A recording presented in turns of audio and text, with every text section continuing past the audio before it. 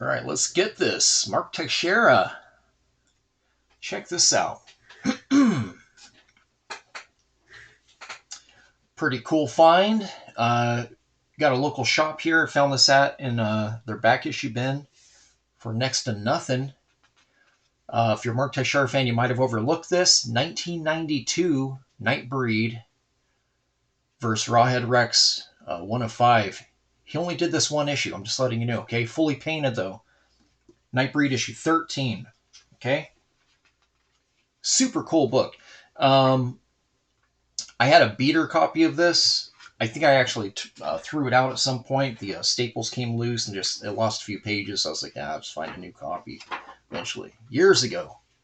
Here we are. You got Mark Teixeira as an artist, like I said, 1992, which means he probably painted this.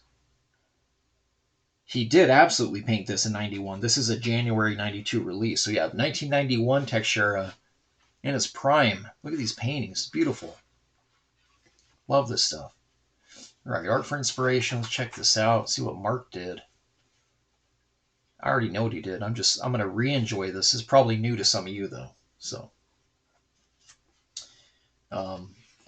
obviously, seminal artist on Ghost Rider as an inker over Javier Solitaires, plus as the full artist on the same title. He did my favorite run of Ghost Rider as a penciler inker. And then, of course, later on, Union for Jim Lee and a bunch of other stuff. So he just has he's a very interesting career as a freelancer. But yeah, this stuff's just awesome. Yeah, and if you're not familiar with like Nightbreed, it's all Clive Barker, right? Monsters kind of bound to one specific area. They can only go out to take care of monster stuff, and that's about it. This book has characters which are kind of human-esque, but they're not. I think that guy's a vampire or something. I don't know. It's been a while.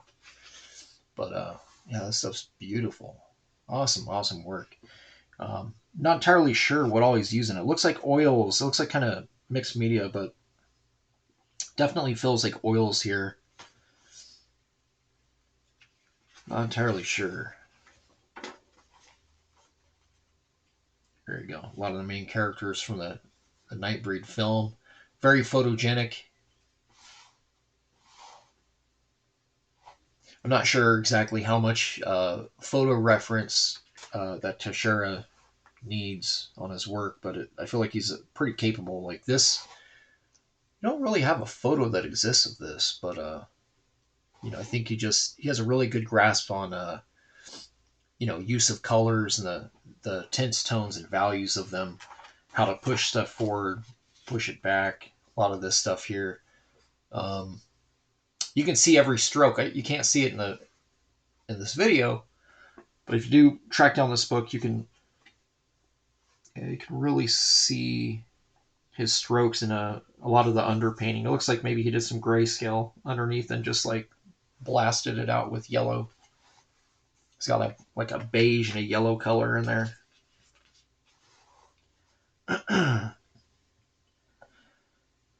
It's always surprising to me how many comic artists are painters or aspiring painters that just flip to black and white because it was easier to get work. And also painting takes a long time. I feel like it's hard to probably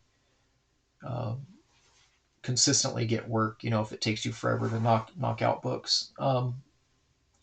I know I had heard way back that Joe Quesada was actually like an aspiring painter, and then just kind of flipped to just line art, and then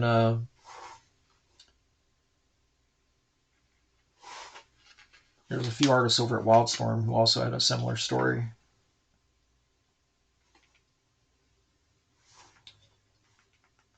God, that's so cool. I love this stuff. You get to see his monsters.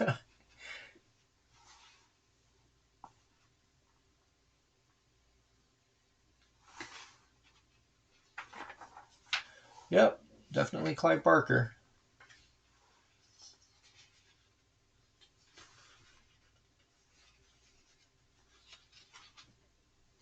That's an awesome panel right there. I love that. Yeah, cool fit. And some of this stuff too, I notice uh, Texiera sometimes he goes in a DAF mode. You don't really care a whole lot sometimes. Like some of this stuff here, it's almost like he's like, oh, I just got to hit it with some highlight, and he just kind of does this wiggle wiggle zigzag thing in here, and it's like I don't really understand that. Um, or just hitting this with just hot spot white uh, in all these areas here instead of maybe working in some gradation, you know. But yeah, it might be time allotted, maybe some edits. Also, working with this stuff, it's got to be pretty painstaking to actually paint because you're not just worried about story structure, page layouts, and all that. You're also worried about uh, color contrast and overall design and stuff. And if you got an editor breathing down your neck about changing this and that, it's got to be making you go insane. This is a really cool panel. I really like this panel a lot. This one's really sick too. I like this right here. It's very yeah, I don't want to say Frazetta, but it's very Frazetta. You got that back leg kind of disappearing into the dust and mulch. All right, what else we got going on here? Yeah, I love this kind of stuff. Look at that, it paints money really well. Got some tin spots. What's going on with that? Yes, I'm very interested, curious. If I ever run into him at a show, I'm gonna have to ask him about this book. Um, I feel like there is like maybe a lot of photo reference material being used. Like this character right here, that looks exactly like the actor in the makeup. So, um, yeah, it's interesting.